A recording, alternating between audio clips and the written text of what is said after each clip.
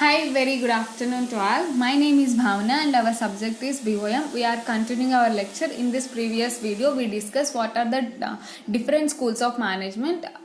I think it is not in the syllabus, but while you are learning that, we have good improvement in management. I hope it is important for us. Then that's why I discuss. And our topic next is administrative management of Henry Fayol. Today we are discussing what are the principles given by Henry Fayol. It is very important question, may definitely came into the exam. Please concentrate on that. They are the 14 principles mainly contribute the Henry Fayol. What are the 14 principles? Let's see who is we discuss some important things about the Henry Fayol. Henry Fayol was a French mining engineer who later turned a leading industrialist and a successful manager. He is a mining engineer. Next, he has to turn as an industrialist and a successful manager. Fayol's 14 principles of management. Henry Fayol has been rightly called the father of administrative management. Who is the father of principles on scientific management? F.W. Taylor is the father of principles on scientific management. And also, who is the father of social science school? Chester Bernard is the father of social science school. And who is the father of administrative management? Henry Fayol is the father of administrative management. Henry Fayol has been rightly called the father of administrative management for his practical approach. The management theory of 14 principles are for his practical approach, because he worked as a manager, so he knows some practical approach. For this practical approach, he given 14 principles for the management. We discuss each and everything. I hope you understand who is Henry Fayol. Henry Fayol was a French mining engineer who later turned into a leading industrialist. He is converted into a leading industrialist and a successful manager. He given for the 14 principles based on his practical knowledge. Why you can say it's a practical knowledge means he worked as a manager, then he know about this thing, so he give 14 principles. First, division of labor and specialization. His first principle is we have to divide the labor and specialization. Based on the specialization qualities, we have to divide the labor.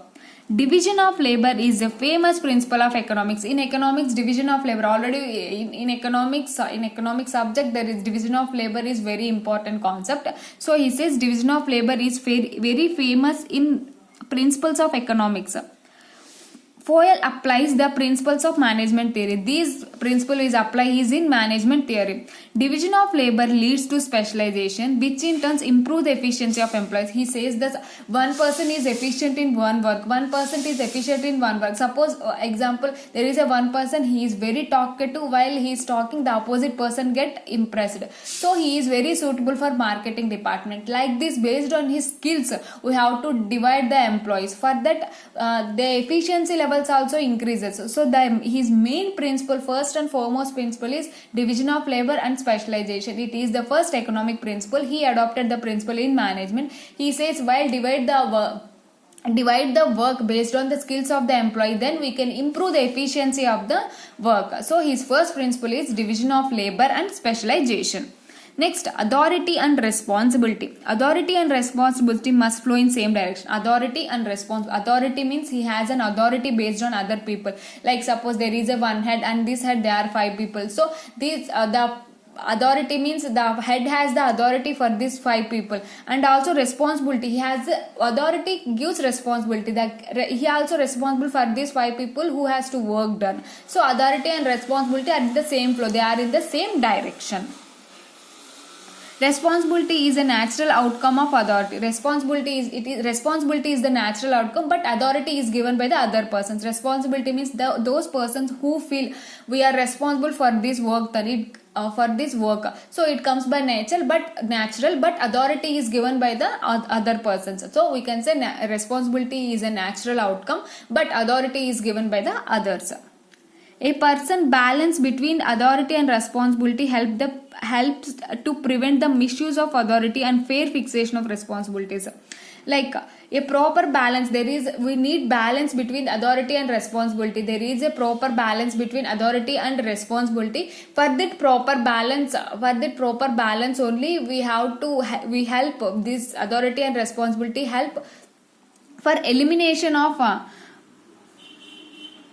Elimination of misuse of authority, like some people are misuse their authority, means the workers are only work for organization, but in some people they said their personal work, so they misuse their authority. So the balance of the authority and responsibility, this kind of issues doesn't happen, means to prevent the misuse of authority and fair fixation of responsibilities, we have to fix their responsibilities. Fair means there is no partial. Suppose there are two employees, if the boss like one employee, so the person who the boss who likes this employee, they didn't allow the work, the other person has to do the complete work. So we have to balance this responsibility and authority.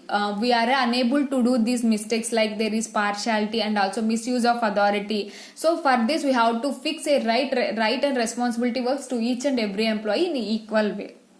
So authority and responsibility are in the same way, but the authority came from the other person, the responsibility comes from our nature. And also while balancing both these, we can avoid the misuse of authority, and also we fix the equal responsibility to each and every employee. His next principle is authority and responsibility. Next, discipline. Discipline means observation of certain rules and regulations.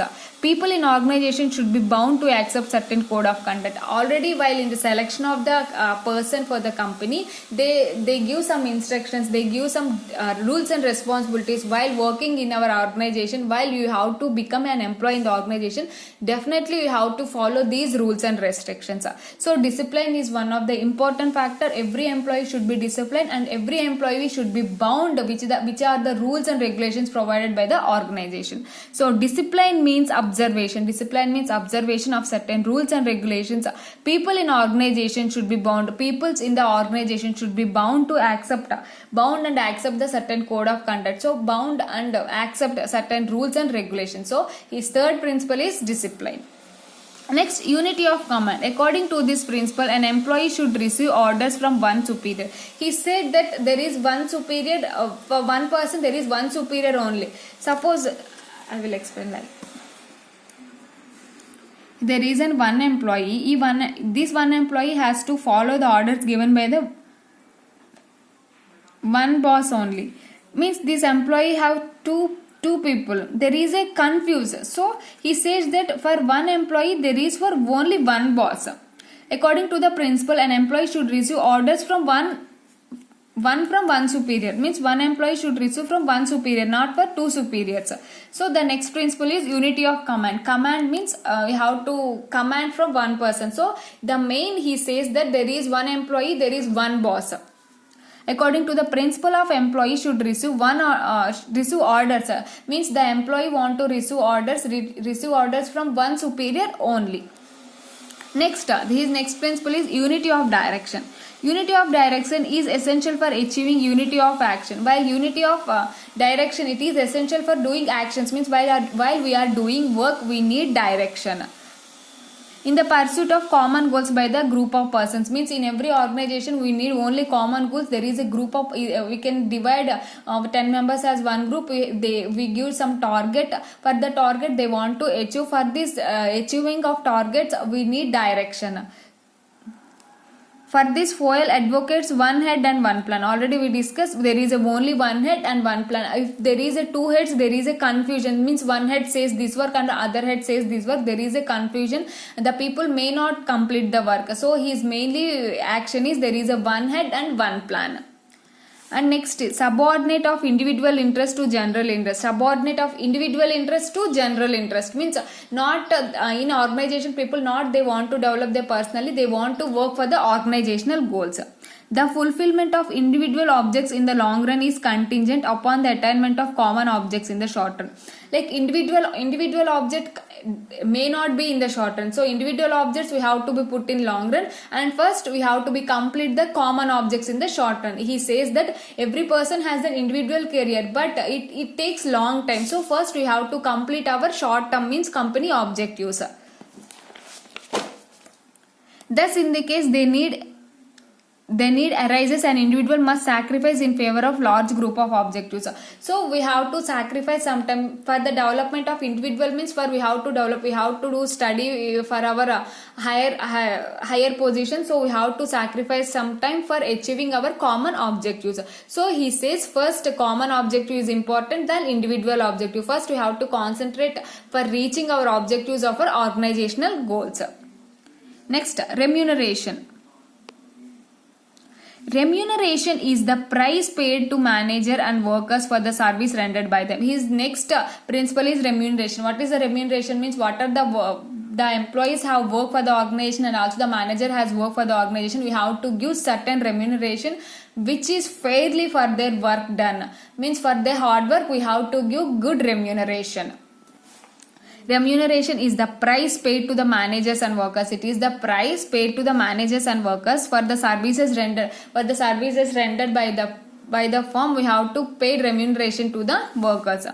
Next, centralization. Everything goes to increase to importance of subordinates. Subordinate roles is decentralization, and everything which goes to reduce the role and significance is centralization. What is the meaning of centralization and decentralization? Means decentralization means while we have the authority, we have to give the responsibilities each and everything, and we should be an equal. Means there is a flexible, there is not autocratic. Means centralization means only one person has handled everything. He does not give his power to his subordinates or other employees. So he has to take care all the actions and just he have to give guidance, and the other employees has to work. So everything that goes to increase the importance of subordinates role is decentralization. Means here in decentralization, the person who is the boss, he gives some powers to his subordinates too. Then the workers has an idea while taking decisions. But in centralization, the person has he has to take every decision and just give work to his subordinates. And everything which goes to reduce the role and significance in centralization. In this centralization, suppose I draw, there is a one person,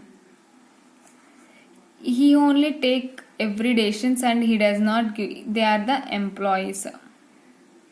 He is only give orders, but in decentralization it is the person. He gives some powers to him, some powers to him. Like he work is decentralized, but he doesn't give. Just he give guidelines. In these people has no right to take a decision and no right to give his advices. But in decentralization, these people have a right to take a decision as a give advices too. So you can say it is a decentralization, it is a centralization. Everything that goes increases and importance of subordinates role is decentralization, and everything which goes reduce their role and significance means they reduce their role and significance. The workers have no right to take a decision and no right to explain their views in centralization. His principle is centralization only. Scalar chain. Scalar chain refers to the line of authority from the highest to the lowest executive in the organization for the purpose of communication. Scalar chain means there is a chain, there is a communication will process like manager to his superior to his workers. Like this, there is a chain. They pass information like this chain. You can say scalar chain. Scalar chain refers to the line of authority. There is an authority from the highest to the lowest executives in the organization for the purpose of communication. For the purpose of communication, you have to pass this communication like the chain. Like it's maybe like this also. It's maybe like this also based on the organization. Based on this, there is a manager, there is a superior, there is a subordinate, there is an employee. Like this, they pass the chain. Maybe they may be like that. Means it is an information chain. We have to pass it from the highest to the lowest level. So you can say there is a scalar chain. His next principle is order. Henry Fayol has recommended two types of orders in an organization. These orders are material orders and social orders. Let's see. They mainly focus on two orders.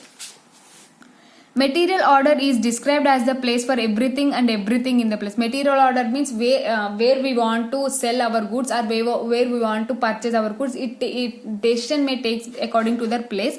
And social order demands employees of a right person in a right person for a right job. Material order means while we are purchasing some goods, we have to be sell in which place we have huge demand about the product, like the type of decisions as taken in material orders. In social orders means which person we have to be appointed for a job, which recruitment of job for the right person for the right place. There are two types of orders, material orders and also the social orders. Material orders is for the based on the place, and social orders is based on the recruitment of a person.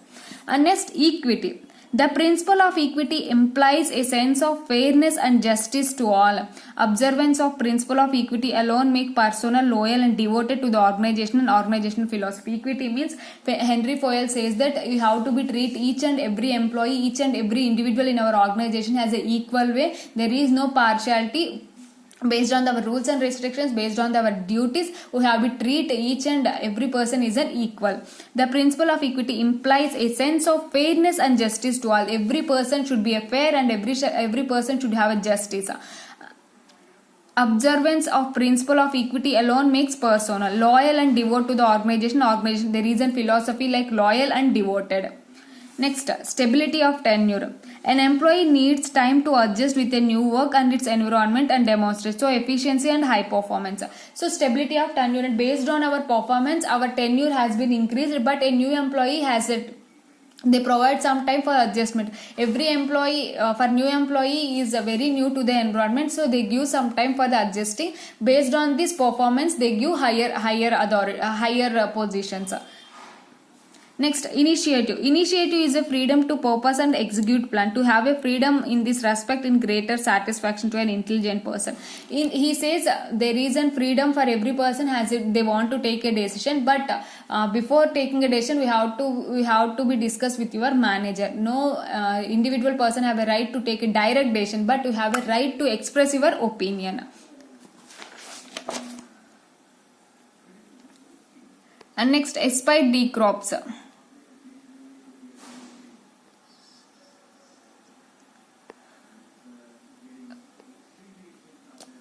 Sorry, I think there is a blur.